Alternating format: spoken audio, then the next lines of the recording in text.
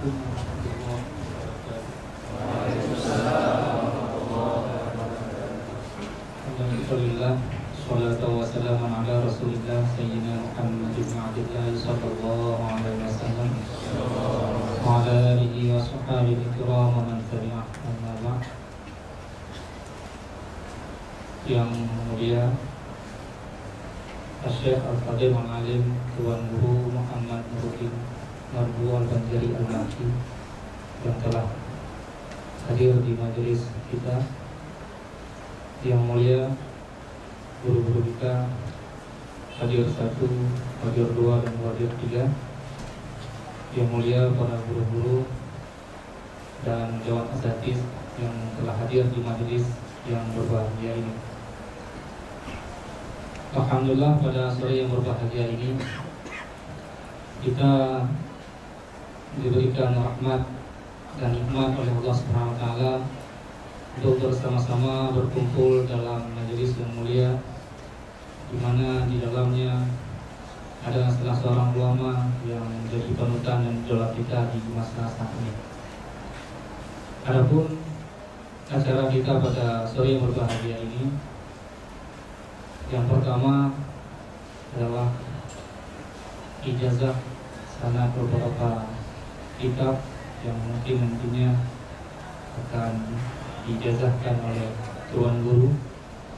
Kemudian nantinya ada diskusi dan tanya jawab dengan tema yang kita berikan, yaitu hubungan antara syariat, syarikat, dan hakikat, di mana nantinya tuan guru selain daripada tema yang bersangkutan diberikan kebebasan juga untuk menyampaikan apa saja yang memang dirasa perlu dan memang sangat penting untuk disampaikan dalam majelis yang berbahagia ini.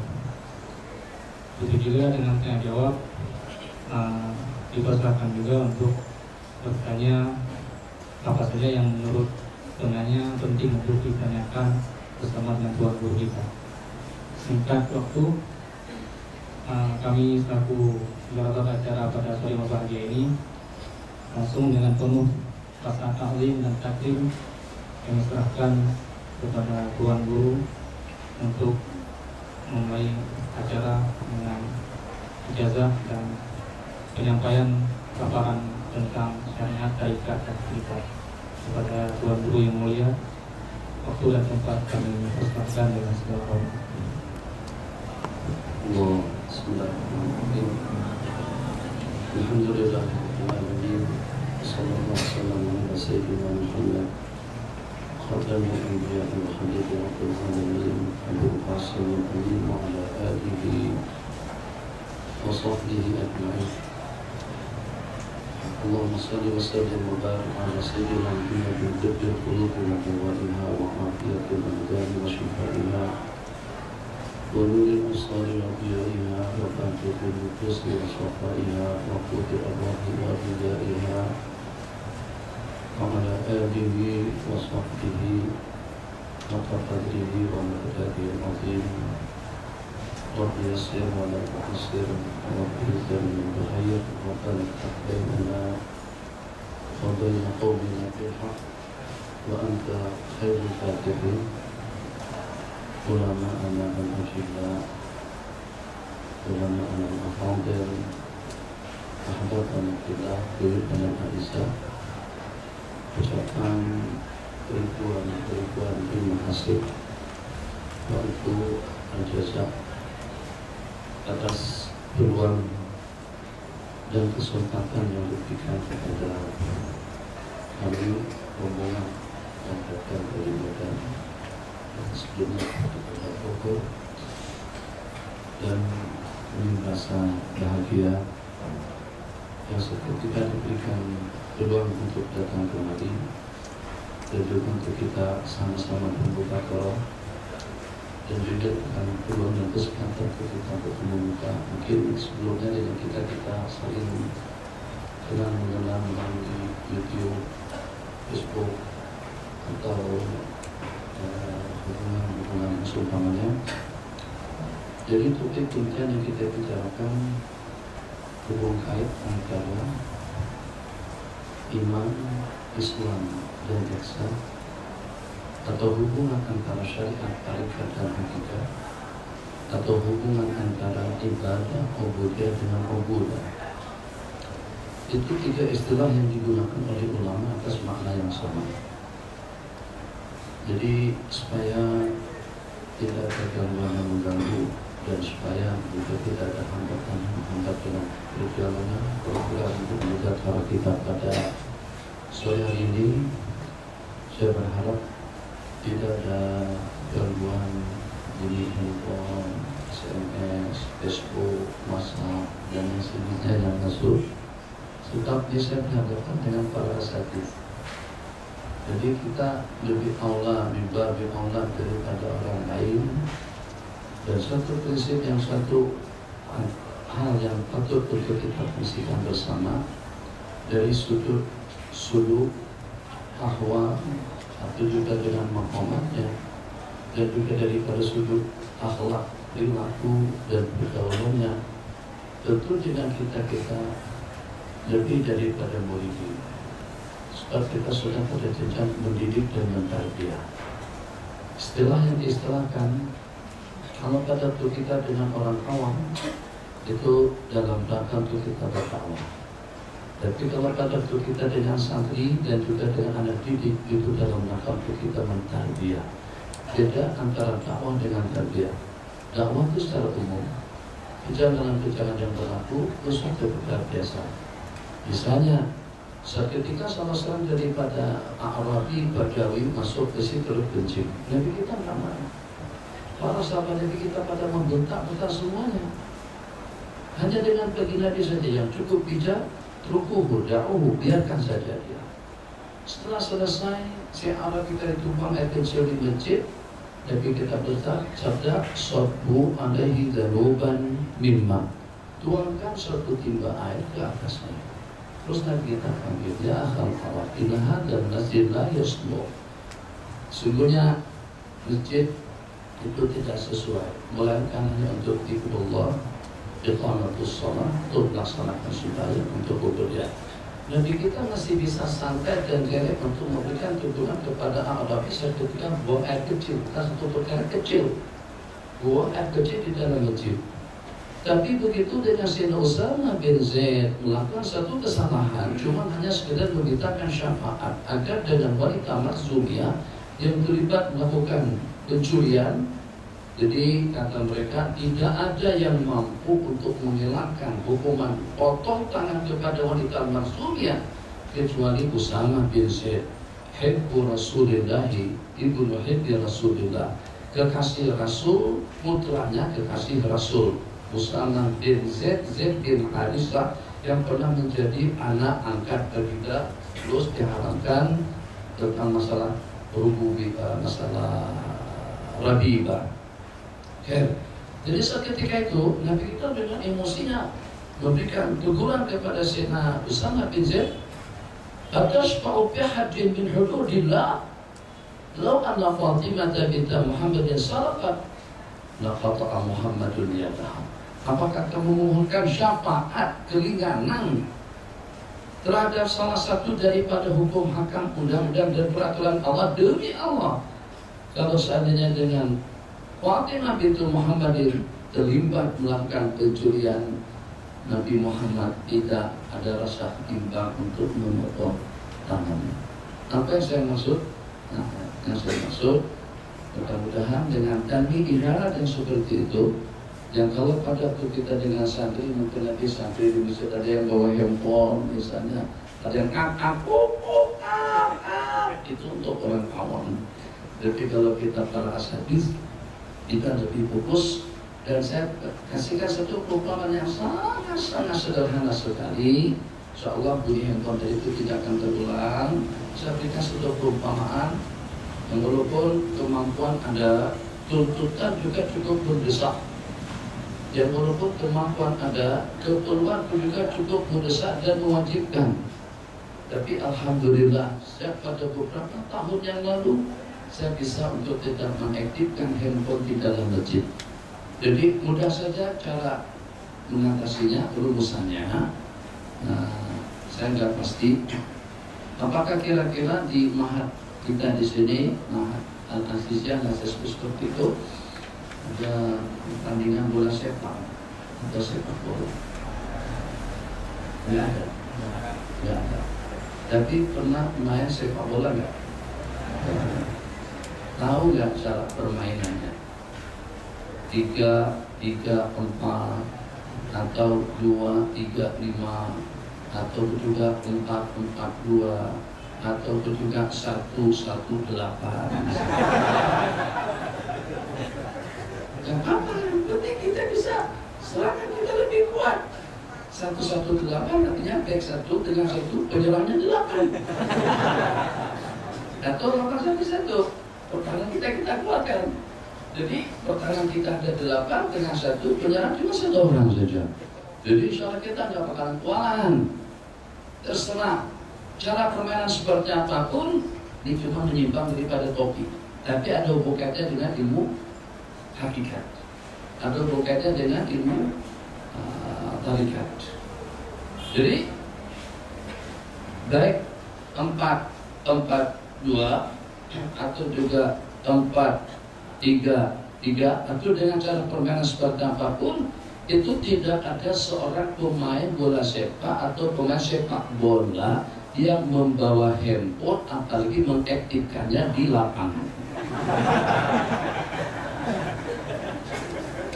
Jadi kalau seperti itu, kita buat satu perbandingan. Kan ilmu suluk kan ilmu awal, ilmu akhlak yang akan membetulkan tawajuh kita kepada Allah Jalla wa'ala, yang akan membawa kita kepada dunia ma'rifat, yang akan membawa kita kepada dunia maqamat, dunia ahwal, dan juga dunia muraqabah, sehingga kita menjadi orang yang paling dekat kepada Allah. Seperti pagi tadi saya katakan, sampai menjadi orang yang alim, alladzi yaqra'u sirraka wa anta sakit, yang mampu untuk membaca rahasia hati seseorang yang walaupun seketika dia diam. Nah, jadi perumpamannya lapangan atau stadium, kalau pada waktu kita datang masuk ke stadion, jelas tidak ada tata cara, tidak ada aturan-aturan tertentu. Apakah masuk dalam keadaan suci, apakah dengan mendahulukan kaki kanan tunjukkan kaki kiri, apakah setelahnya kalau kita sudah masuk, terus dengan kita melaksanakan sembahyang tahiyat stadium, sehingga kita melaksanakan 2 rakaat sembahyang tahiyat stadium, rakaat lillahi ta'ala, atau juga dengan kita setelah itu kita etika di Stadium Bukit Jalil atau juga di lapangan Senayan lillahi tabaraka wa ta'ala. Itu tidak ada rahmatnya, tidak ada maghfirahnya, tidak ada malaikatnya pun juga tidak ada. Yang ada barangkali waliyadzubillah mungkin murka dan kebencian Allah kepada pemain dan juga kepada penonton yang kadang-kadang masing-masing sudah tidak dapat mengawal emosinya. Apalagi kalau pada itu mengalami kekalahan dengan kesebelasan yang didukung atau yang diberikan perhatian sama mereka. Nah, di masjid maka Allah dengan kaki kanannya, dengan malaikatnya, dengan rahmannya, dengan maghfirahnya, di samping juga dengan sembahyang tahiyatul masjidnya, dan juga dengan Allahumma shalli dengan niat i'tikafnya. Jadi bahasa orang Malaysia, takkan stadium lebih mulia daripada masjid. Satu, takkan pemain bola sepak lebih bisa menghormati stadium mereka berbanding kita para asatidz masih belum mampu untuk memberikan penghormatan kepada rumah Allah sebagaimana yang selayak dan yang sepatutnya. Ini makam yang seperti ini mirip seperti dengan sebagian daripada salafun saleh, baju, jubah, pakaian yang udah kepake atau secara kebetulan dibawa masuk ke dalam WC, itu tidak bakalan dipakai untuk menghadap Allah Jalla wa'ala. Dia ma'ani, itu ahasis, syu'ur, perasaan, ahasis daripada orang-orang yang dekat kepada Allah Jalla wa'ala. Tidak ada larangan, tidak ada hadis yang melarang kita untuk memakai pakaian yang kita pakai pada waktu kita masuk ke WC, kemudian kita pakai kembali pada waktu kita sembahyang. Itu tidak ada larangan, tapi rasa tidak patut, tapi rasa tidak pantas, tapi rasa tidak wajar. Patutkah dengan kita sebagai seorang hamba menghadap Allah Jalla wa'ala dengan pakaian yang tadi kita pakai pada waktu kita di WC. Itu perasaan. Ini cuma menyimpan daripada topik karena mereka punya handphone dan tanpa benar. Jadi saya lebih fokus pada kita bermukakan, bukan saya menyampaikan sesuatu yang oke, alhamdulillah. Yang seandainya mungkin ada hal-hal yang perlu dipertimbangkan atau perlu kita mutafakarakan dan kita kaji kembali dan kita kaji semula. Tujuannya tidak lebih daripada wadakir baik nanti kalau tanfa'ul mu'minin. Lihat hadis yang kedua setelah hadis innamal a'malu binniyat, yang menurut ulama itu adalah merupakan ahadits jami'ah allati 'alaiha madarul Islam. Kumpulan yang dikumpulkan oleh Al-Imam Nawawi rahimahullah ta'ala. Hadis itu sudah kita hafal dan juga sudah kita ajarkan dan juga mungkin sudah kita praktekkan dalam kehidupan kita sehari-hari. Di mana dengan hadis yang diriwayatkan oleh Sayyidina Umar bin Khattab radhiyallahu ta'ala anhu, ja'ana rajulun syadidu bayadil thiyab syadidu sawadis sya'ar hatta jalasa baina yaday Rasulillah sallallahu alaihi wasallam asnada rukbatayhi ila rukbatayhi wa wada'a kaffayhi ala fakhidayhi wa qala ya Muhammadu akhbirni anil Islam. Itu atau akhbirni anil iman yang pertama. Jadi kalau kita perhatikan daripada kejadian yang berlaku, tentu tidak betul atau juga tidak benar kalau terdapat suatu usaha, suatu upaya, suatu pandangan, suatu ijtihad yang memisahkan antara tiga perkara yang disebutkan di sini. Yang pertama syariat, kedua tarekat, dan yang ketiga adalah hakikat. Tiga perkara itu tidak boleh dipisahkan. Kalau boleh kita perumpamakan laksana tulang, daging dengan darah, atau laksana tulang, daging dan urat barangkali, itu tidak akan mungkin dengan manusia hidup tanpa dengan perantaraan darah, tidak akan mungkin dengan manusia hidup tanpa dengan peran tulang bilulangnya, atau juga dengan daging yang ada pada anggota tubuhnya. Tiga mujazza'ah merupakan satu kesatuan yang tidak boleh kita pisahkan. Nah, apakah kira-kira seketika kita dengan tiga istilah yang kita gunakan tadi? Yang pertama syariat, yang kedua tarekat, yang ketiga hakikat. Apakah karena dengan urutan yang seperti itu dan juga dengan pertanyaan yang ditanyakan akhirnya anil iman, qala iman an tu'mina billahi wa malaikatihi dan seterusnya, qala sadaqta, qala ajibna lahu yas'aluhu wa yusaddiqu, hadisnya ma'ruf semuanya apa? Qala bidal Islam, qala Islam anta syahadu an la ilaha illallah dan seterusnya, qala sadaqta, kemudian qala mal ihsan. Ternyata daripada tiga kumpulan tadi itu ditanyakan pada waktu yang sama dan juga pada suasana yang sama kepada insan yang sama oleh penanya yang sama. Jadi atas pertimbangan apa kita sekarang ini sampai memilah-milah dan memisahkan antara satu sama yang lain, dan atas pertimbangan apa, atas dasar apa sehingga sampai dengan kita memperkatakan itu kumpulan ulama hakikat. Itu nggak bisa, kalian nggak paham, kalian itu cuma syariatnya saja, kalian itu cuma hanya kulitnya. Nggak ada, ngapain kita ngambil kulitnya? Kalau seperti dengan buah mangga, kan kita makan dengan isi-isinya. Itu mah berarti kan biasanya kan ini tasawuf model yang sederhana nih. Kalau kita beli mangga, masa kita cuma makan kulitnya saja? Kalau kita beli mangga, kulitnya kita kupas, isinya kita makan, bijinya ya sesuai dengan kegunaannya. Itu ketiga-tiganya.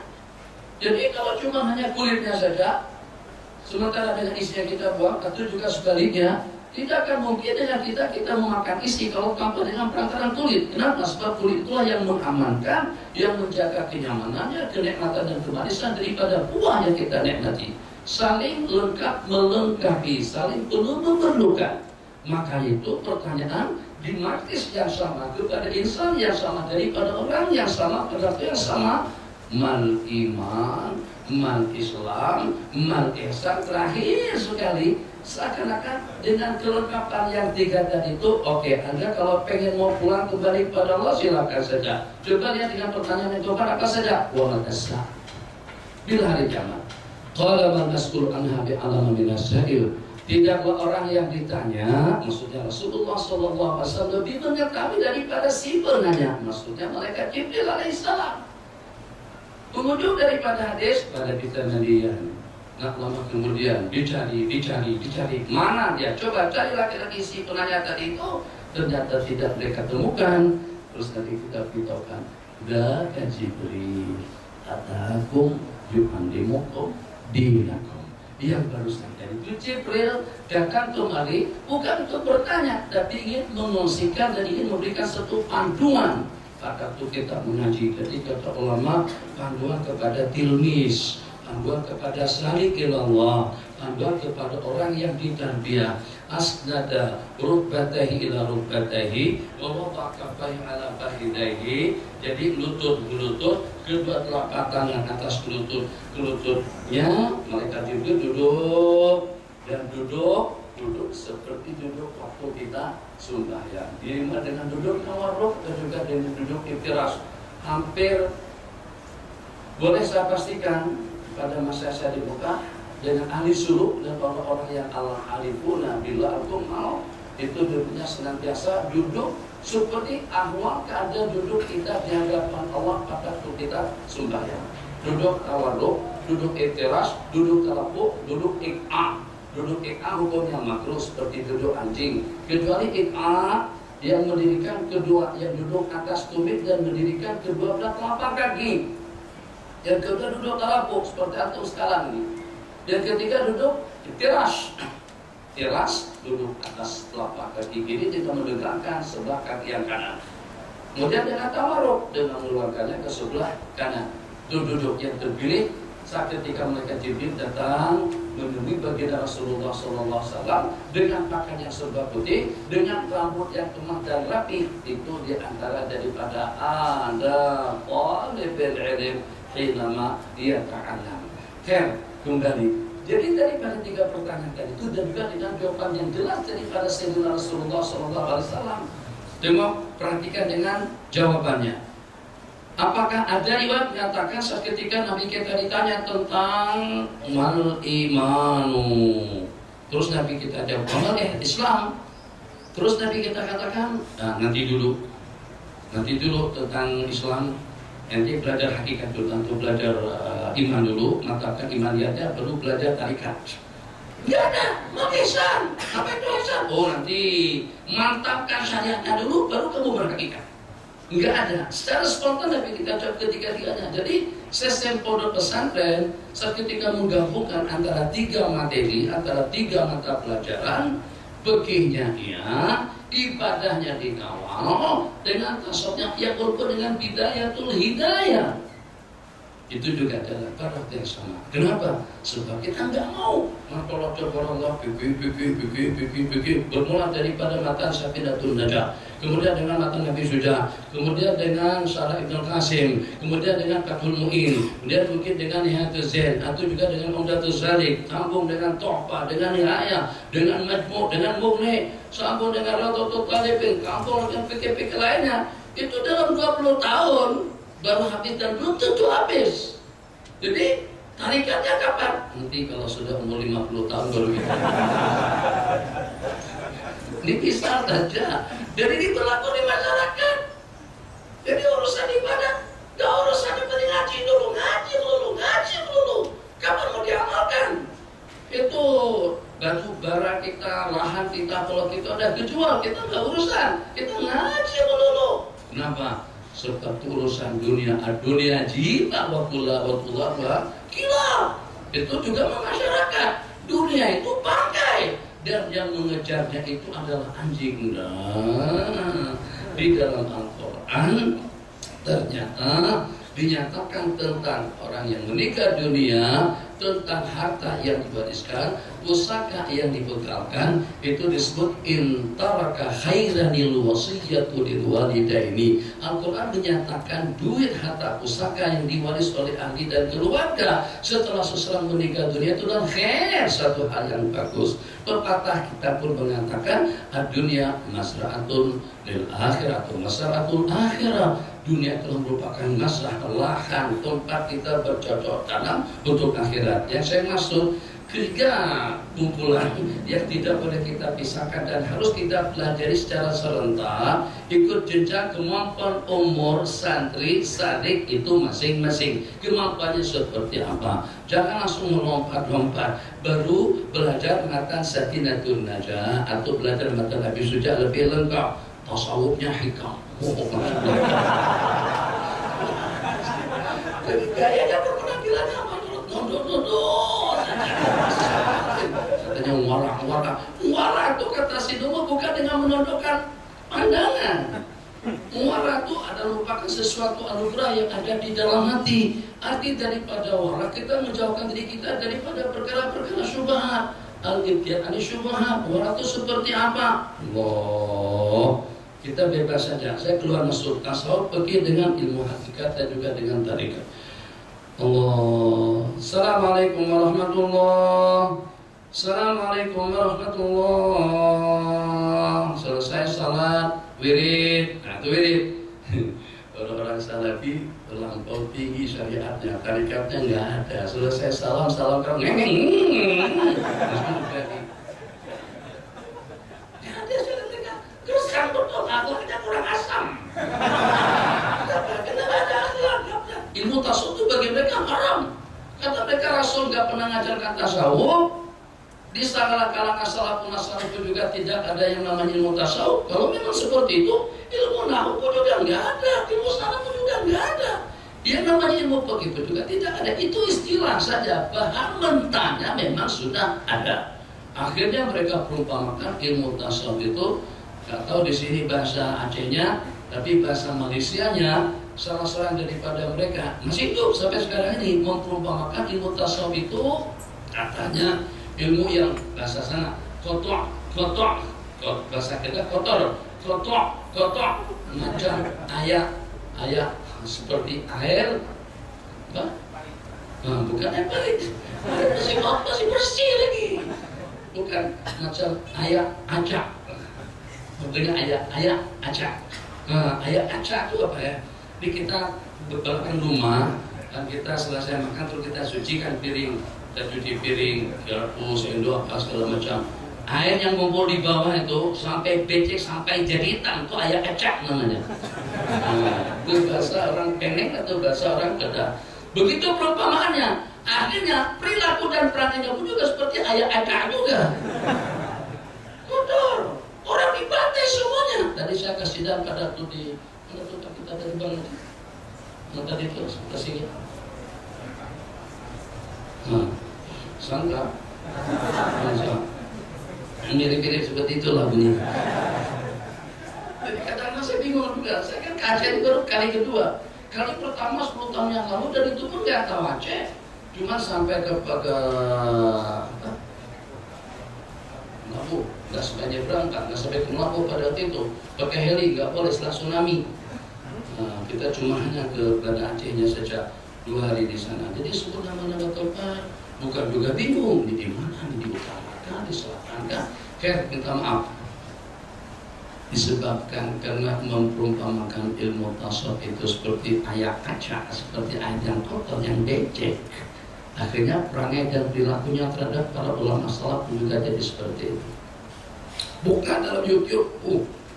Nanti kalau baca atau ikuti perkembangan dunia mereka, di saat mereka menghujum, menyerang salafun saleh dan juga ulama-ulama sufi secara khusus. Mungkin kalau kita Allah takdirkan umur 80 tahun, mungkin barangkali usia dalam 60 tahun kita sudah mati. Stres, tekan, geram, benci kepada kumpulan-kumpulan yang senantiasa selalu mengotak-atik tentang keadaan atau kesucian daripada ulama-ulama kita dahulu. Allah ya akraman khalqi mali man anudu bihi siwaka inda hululil hadisil amimi. Ya akraman khalqi, wahai seluruh yang mulia makhluk, man li, siapa yang akan menolong saya untuk saya meminta perlindungan nanti. Jadi kata mereka itu berbau syirik. Sebab di situ berarti dia berharap dan bergantung untuk mendapatkan perlindungan dan pertolongan daripada Sayyidina Rasulullah SAW. Imam Busiri dikafirkan karena itu. Ya salam, Bismillahirrahmanirrahim. Alhamdulillah, bijahi Nabi Muhammad, Sayyidina Muhammad bin Abdullah SAW. Syirik. Kenapa? Karena tawassul dengan Rasulullah SAW. Jadi antum ini kalau di mata mereka sebenarnya kumpulan orang kafir nih. Maaf saja. Saya lama tinggal di Mekah. Saya ngaji dengan mereka, saya tahu. Tapi saya perbandingan. Di samping saya juga ngaji dengan Syekh Yasin, dengan Syekhuna Syekh Ismail Usman Zain Al-Yamani, dengan Syekh Abdul Al-Laji, dengan Syekh Habib Al-Atta, dengan Syekh Abdul Ilah. Banyak guru-guru saya di sana. Dan juga sempat bertemu dengan Syekhuna Syekh Hasan Masyad rahimahullah ta'ala. Jadi kita mendapatkan tarbiyah rohani itu daripada mereka. Dengar juga apa yang mereka bicarakan, paling tidak kita tahu. Jadi saya lama di Malaysia, atau paling banyak saya lebih banyak bergerak di Malaysia. Dari provinsi ke provinsi dan semuanya saya kelilingin, semenanjungnya sampai juga dengan Sabah dan Sarawaknya, atau Sabah dengan kucingnya, Kiki Kota Kinabalu. Kucing, bukan kucing-kucing, tapi memang di sana ada kucing di sana. Jadi di tengah jalan ada lugu, memang ada 5 ekor kucing di situ. Gimana ceritanya sampai dengan negeri itu diberi nama dengan negeri kucing, itu kita tidak tahu. Tidak penting, yang penting yang digali dulu. Allahu Akbar, Masya Allah, Tabarakallah. Nih, tawasulan nih. Apalagi tasawuf yang abang bukakan dari Dubang itu, kalau aku baca depan mereka dibantai habis kita. Ini tasawuf yang masih oke lagi, kelasnya sederhana. Tasawuf kitab Naslai, tasawufnya Al-Hikam itu bagus dengan bahasanya. Ibadallah, rijalallah, aghithuna li ajrillah. Kumpulan ahli syirik semuanya. Begini kasihnya artinya hamba-hamba Allah, wali-wali Allah. Akhirnya tolong kami, tolonglah kami li ajrillah. Kenapa mereka ini tidak mau paham dan kenapa mereka ini tidak mau mengerti? Jadi kita sekarang diuji dengan 2 keadaan. Satu, kumpulan yang ekstrim semacam anak Salafi dengan Wahabi. Kumpulan yang terlampau paham, yang terlampau jauh, sehingga dengan dunia tasawuf mereka sampai pada pahaman wahdatul wujud. Aku, iya Allah, Allah, iya aku. Kalau pengen tengok Allah, tengok aku pada sembahyang. Kalau tengok Allah berzikir, tengok aku waktu berzikir. Itu seperti apa?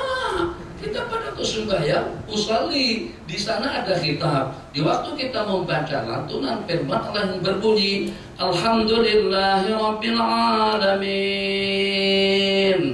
Allah berfirman menyahut lantunan ayat kita tadi itu, hamadani abdi.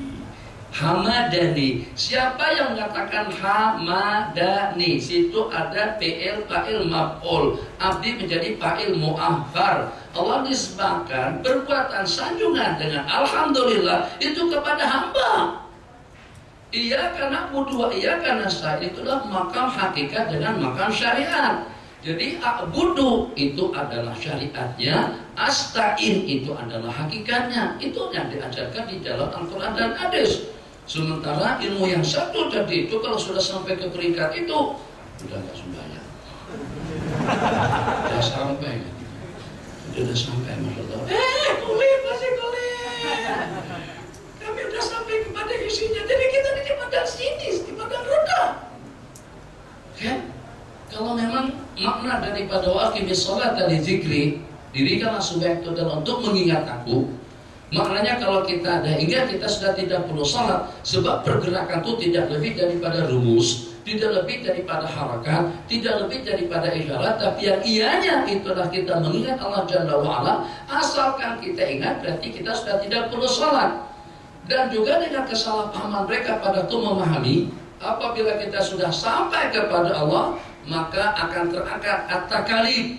Maksud terangkat takalif itu bukan tidak ada taklif hukum, kesusahan, bebanan, al-at'ab. Jadi bagi kita orang-orang yang wasil, yang walaupun sembahyangnya sepanjang waktu, yang walaupun puasanya saban hari, yang walaupun pelaksanaan ubudiyah hajinya pada tiap tahun, cerita sedikit. Ada salah seorang daripada hamba Allah Jalla wa'ala, jarak perjalanan yang ditempuh daripada Samarkand menuju tanah suci Mekah, orangnya stroke, kemampuan berjalan cuma merangkak, mengisut gitu kan? Mengisut. Itu maksudnya. Setelah ditemui sama Imam Ibrahim bin Adham, kata sallallahu sirrah, Haji, Assalamualaikum, salam. Ini Sofyan asal dari mana? Saya dari Samarkand. Sudah jadi pada kapan Sofyan berangkat menuju tanah suci Mekah? Ini belum sampai lagi. Dinyatakan sejak 11 tahun. Ya, kita boleh khayalkan kalau seseorang berjalannya seperti robot. Gini jalannya misalnya pelan, begini berjalan untuk menuju Medan atau juga untuk menuju Bandar Aceh. Begini berjalannya, saya rasa 13 tahun nggak bakalan sampai. Kecuali setahun, 2, 13 tahun gak barang sampai. Itu sudah 11 tahun. Bang, jauhnya. Capek banget. Apa kata beliau? Asyauq ila Rabbi, rinduku kepada Sang Pencipta, itu menyebabkan sudah tidak ada rasa letih dan derita. Itu yang mendekatkan jarak ukuran yang jauh tadi itu, karena terlampau rindu kepada Allah Jalla wa'ala. Itu makna rabut takalib. Bukan berarti pengen mau pegang, mau sentuh, mau makan. Enggak. Kalau begitu mana warak yang kita pelajari tempo hari? Warak itu yang seperti apa? Nah, tadi saya mau cerita tapi tertinggalkan cerita itu. Assalamualaikum warahmatullahi. Assalamualaikum warahmatullahi. Pikir, Wirid tadi kasih tulangnya kan? Terus doa, pulang. Setelah pulang sampai ke rumah, periksa dompet atau juga dengan kantongnya, ternyata uang denanir atau uang dirham tidak ada di dompet atau juga tidak ada di kantongnya. Astagfirullahaladzim. Dari mana, Bang? Cari ada di mana? Oh, barangkali mungkin ketinggalan di masjid atau kejatuh di masjid. Terus dari orang tadi itu kembali ke masjid. Siapa? Al-Imam Abu Ishaq Asy-Syirazi, pengarang kitab Al-Muhaddab. Tetapi jadi setelah sampai ke masjid, di tempat beliau mengimamin orang banyak, beliau temukan 1 dinar emas di situ. Kemungkinan besarnya 99% itu justru duit beliau sendiri yang dijatuh daripada kantong. Tapi ternyata dengan beliau tidak jadi mengambil uang tadi itu, mungkin saja itu kepunyaan orang lain yang dengan kepunyaan saya sudah diambil oleh orang lain. Enggak jadi diambil, itu yang namanya warak. Kalau kita bukan warak, seorang Banjar, kita warik. Warik bahasa Banjar gerak. Jadi kita kalau sudah belajar tasawuf katanya warak. Kalau orang warak dia tidak orang itu cuma sebelah mata gitu. Muaratnya seperti apa? Dengan cerita berikutnya. Allah Taala Sanul Khaliqin. Seperti itu waratnya mereka. Allah Akbar. Rombongan. Saya dimaklumkan tadi, katanya barisan para asatidz di sini kira-kira adalah 600 orang. Semuanya lebih kurang itu dalam 600. Berarti kira-kira dalam 2/3 antum semuanya berangkat bersama Imam Abu Ishaq Asy-Syirazi juga. Ya seketika menyeberang jembatan, Masya Allah tabarak, kalau bukan dia bergerak,